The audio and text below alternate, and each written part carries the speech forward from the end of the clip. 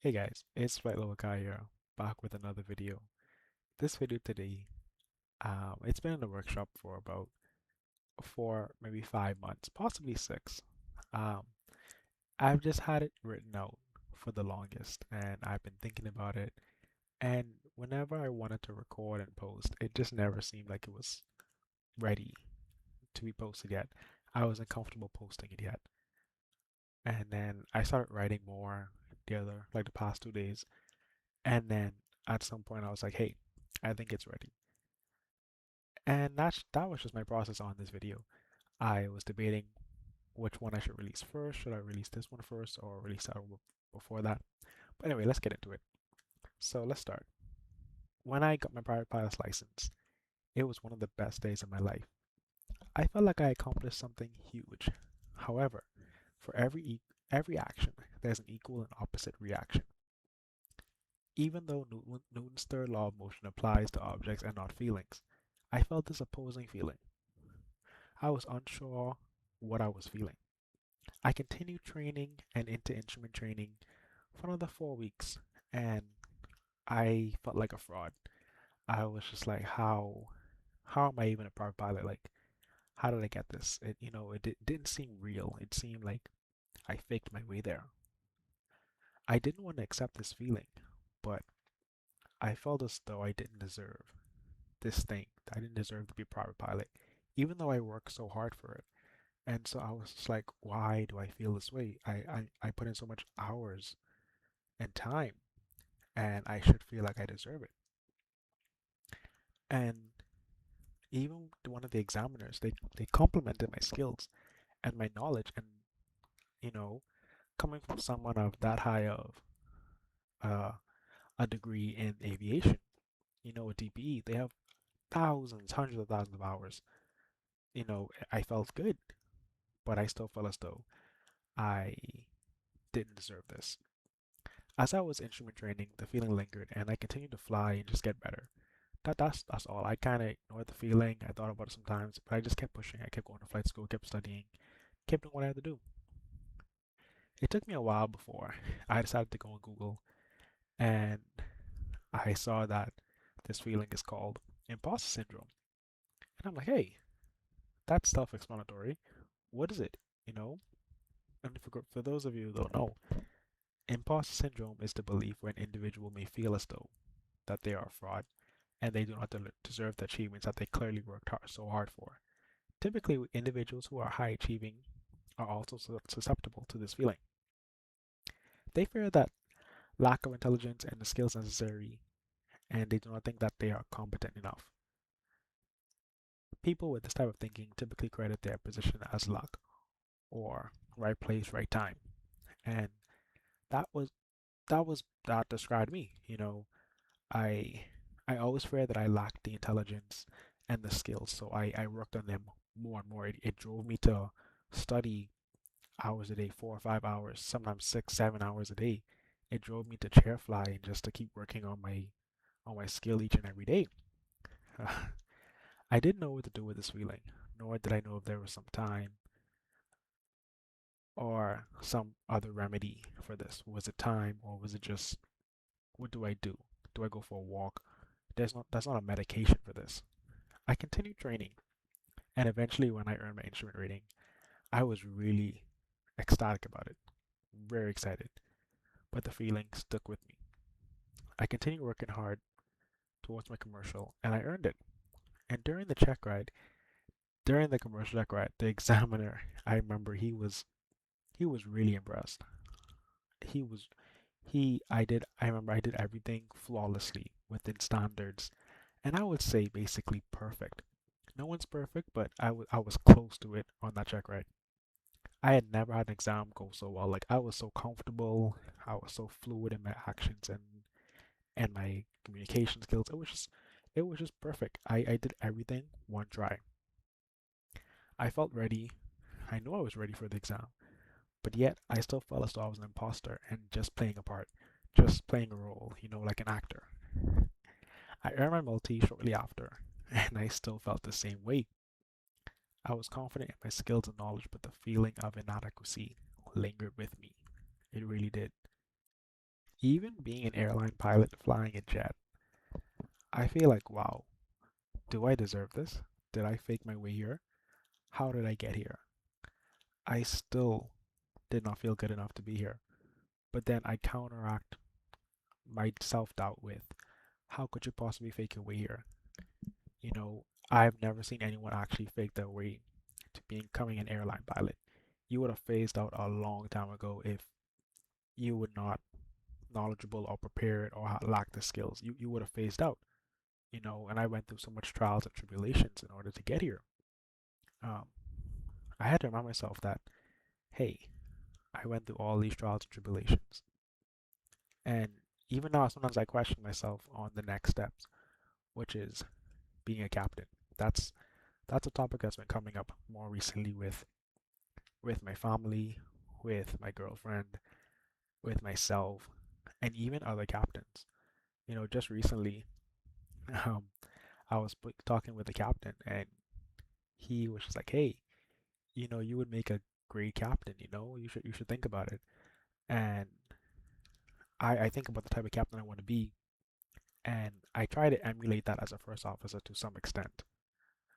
But sometimes I do think, hey, would I actually be ready to become captain when the time comes? Would I accept this role, and would I be graceful? Will I be respected in this role, or would I just be seen as a fraud? You know, and I also realize in life, you're never ready for something you have not experienced. You have to be prepared in order to tackle any new experience, but you can never be ready for it. This isn't just for career. This can be for relationships, migrating to a different country, starting a new hobby, doing an intense activity, raising a child. It sounds obvious, but literally anything you've never experienced, you are not prepared for it. You know, at some point, we all have our first time doing something, whether that be something small as learning how to eat food as a baby, or learning how to operate a country as a prime minister or president. It'll be your first time doing that thing. It's your first time. I believe in life sometimes when we do something hard, we raise our standards even higher. We always look towards what's next and we forget how long it took us to get here. We forget about the amount of work, the amount of trials and tribulations that we went through to get to this point. We tend to throw all that out of the way once we got what we worked for. It's hard not to do, and it's a subconscious feeling.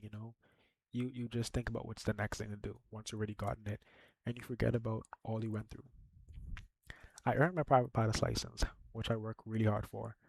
But once I earned it, my immediate focus was, okay, I need my instrument. And once I earned that, my next focus was, okay, I need my commercial. And then once I got that, I need my multi-engine. And then once I got my multi, my mind was like, okay, ATP, type rating, what's the next step? Even now, since I got my type rating, I am now thinking, hey, ATP, what's the next steps? How am I gonna study for this? How am I gonna prepare for this? When am I expected to take this? How I just crossed 1,000 hours, and in about the next, I don't know, year or so, or even less, I could be taking my ATP. Who knows? Could come sooner. Who knows? Uh, we tend to push these accomplishments behind us, and as though it meant nothing. You know, we should celebrate ourselves and be happy.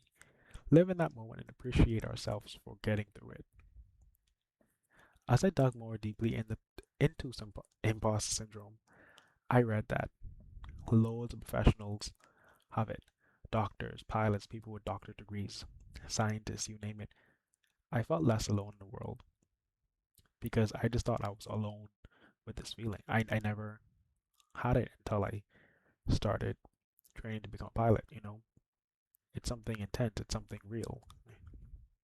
Now, I will say this, not everyone will feel imposter syndrome.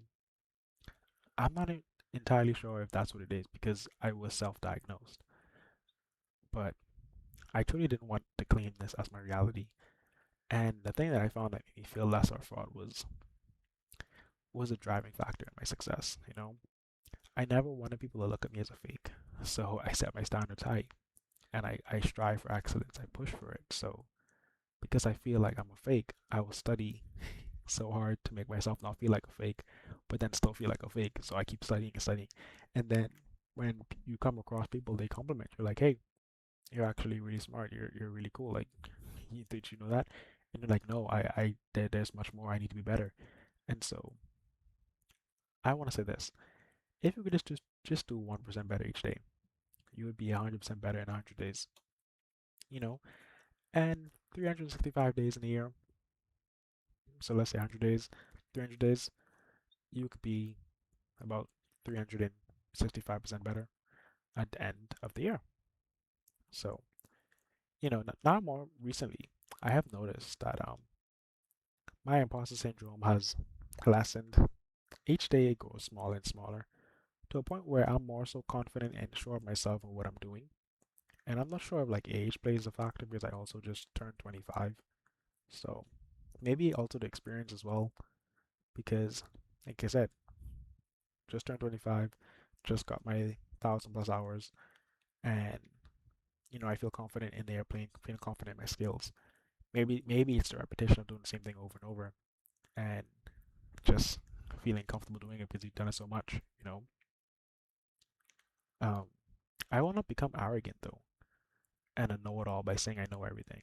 I'm still grateful. I'm very grateful for this opportunity, and I thank God every morning, almost every morning I try to, and every night about being in this opportunity, being able to fly an airplane, being able to come home, being able to go visit a bunch of different places in a day, and still come back home to my house. And you know, I think, wow, I'm really doing this.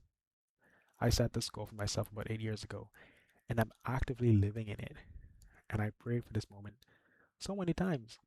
I prayed so much, so many tears I shed just to get here. And now I'm actually here. And now, I never introduced the flight. I think this is gonna be happening now. I just honestly, I just want to talk about what I want to talk about. But with this flight, we're going to Nassau to Congo Town, and I'm sure you guys have already seen this flight before. But this time was a bit rainy in Nassau getting out, and we went to Congo Town, flap 45 landing in the Ember 45. That's our lowest flap setting. We typically land flap 22, but we do flap 45s when the runway is less than 7,000 feet. And this runway is about 5,231 feet long.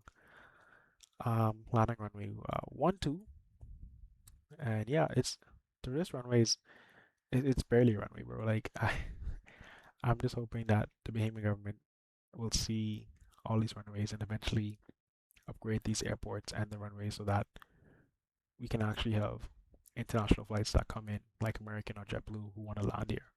'Cause it's possible. It's just that we have to upgrade the airport itself. But yeah, I hope you guys enjoyed the video. Please like and subscribe. I'm not sure when I'm going to release this video, but you'll see it when you see it.